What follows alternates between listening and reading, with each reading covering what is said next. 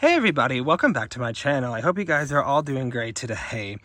It is kind of a mild day here. It's like 60 degrees and it's almost late November. So been actually a pretty mild fall this year. But anyways, today I wanted to talk all about how you can successfully overwinter your spring bulbs in containers. So spring bulbs in containers are, to overwinter, spring bulbs in containers is a little different than how they overwinter in the ground. So it's important to note that whenever you are growing spring bulbs in containers, they are much more susceptible to freezing and thawing, which in our area can be a big issue. So it's important to note that you live in an area with frequent freezing and thawing, and really if you just have really deep freezes, that pots with bulbs are especially are protected.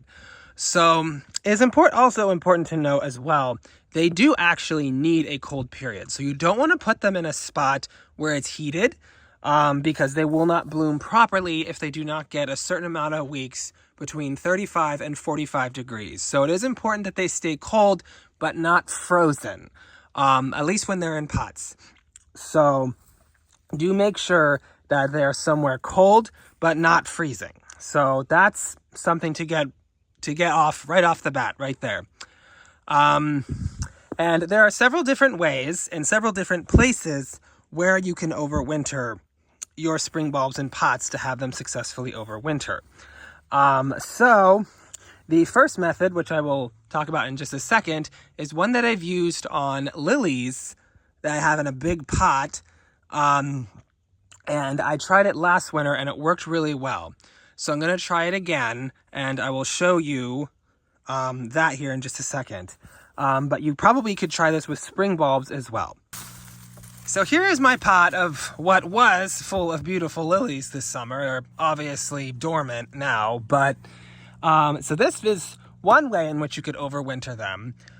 Is put them against your house. And this is especially probably the best idea if the pot you're planting your bulbs in is really big and or heavy.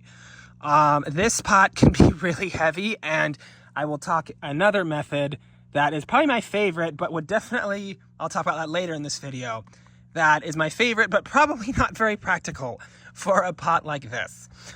Or of this size and weight.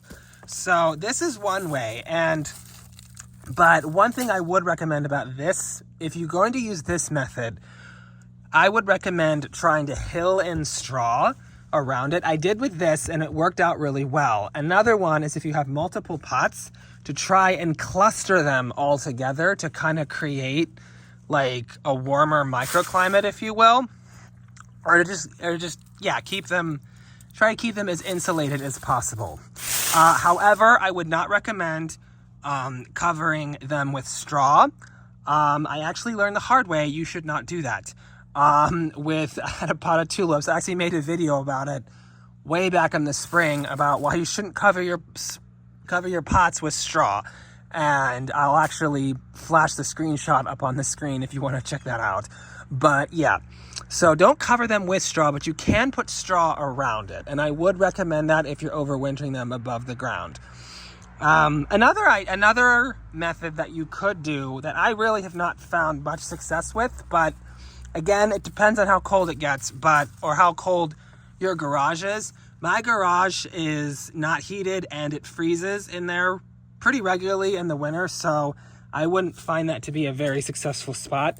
But if you have like a shed or a garage that stays between that 35 and 45 and doesn't freeze, that's another way you can do it. And if that works for you, that's probably if that works for you, then go for it. Now, the third option, and in my opinion, the best option that I will talk about here in a second, is to plant your pots directly in the ground. And I will show you what I mean by that here.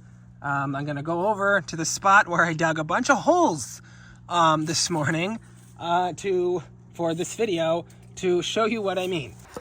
So again, my favorite method, and this I think is actually the most effective, is to literally dig a hole and plop it right in the ground, fill it around with soil, put a board and straw over it, and call it a day. That is my favorite one. Now, obviously, this method is not always practical, depending on, like I mentioned earlier, the size of the pot and the weight and things like that. That might not be practical, but with small pots like this actually works great. So if you can do it this way, go for it. And this I actually have found to be the most effective. So what you do is you literally, all you have to do is dig a hole, about the same depth as your pot. You put the pot in, and then all you have to do is literally take the soil, fill in the edges really well, and you get the idea. And then it's important as well, I should have mentioned this earlier, that if you're doing it this way, that you cover your pots with a board. Now, you may be wondering, that sounds a bit counterintuitive, because how are they going to get rain? Well, the thing is, they won't. And this is especially important if you have really wet winters. If you get a lot of rain in the winter, if they get too much rain, they can rot. So obviously we don't want that. So it is important, and this applies to the other methods I was talking about as well. If you live in an area with wet winters, it is definitely important that you protect them from too much moisture. Otherwise, they will rot and die and obviously will not bloom. So it is very important, again, to make sure they are protected from too much moisture. However, do make sure you are checking on them periodically throughout the winter, just to ensure that they're not, just to make sure that they're not getting too dry. I think I probably watered them maybe once. I had one, I think I did it 2 years ago, where I did this method. And all I had to do was literally, I put them in the ground, I did this method, and I probably watered it maybe once, maybe twice over the course of the whole winter. So, and I would like to mention, it is also important, make sure that you water them really well before you find a spot to overwinter them. And again, depending on your climate, you probably won't have to water them very much. But again, I've only watered them probably once or twice, but just something to keep in mind, because water enough to sustain them is what they want, but not so much that they rot. Hope that makes sense. So that is the third and favorite method. And I think the reason why this method works so well is because you kind of create an environment as if they were planted in the ground. So instead of having to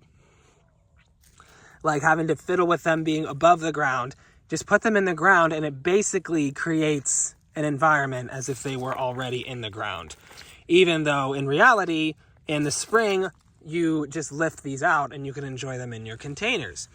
But I think that's probably why this method is most effective, in my opinion. So that's basically, it was basically the methods I wanted to talk about, how to overwinter your spring bulbs.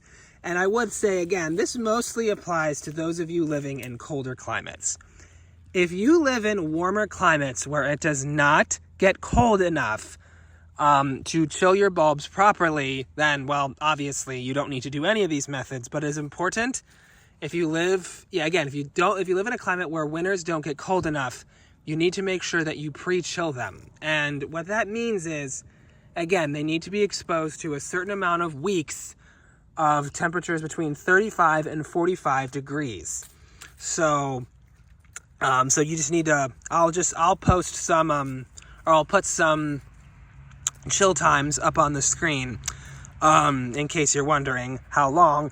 And then in that case, after they're done chilling, you would just plant them directly in the pots, water them, and place them outside. But where I live, my winters get cold enough, so I don't have to worry about that. But that's just something to keep in mind if you live in a warmer climate. So So I hope this video was helpful to you, and let me know if I left anything out. And if you guys enjoy this video, if you guys could please give me a like, comment, and subscribe, I would really appreciate it. And I will see you guys in another video very soon. Thanks for watching.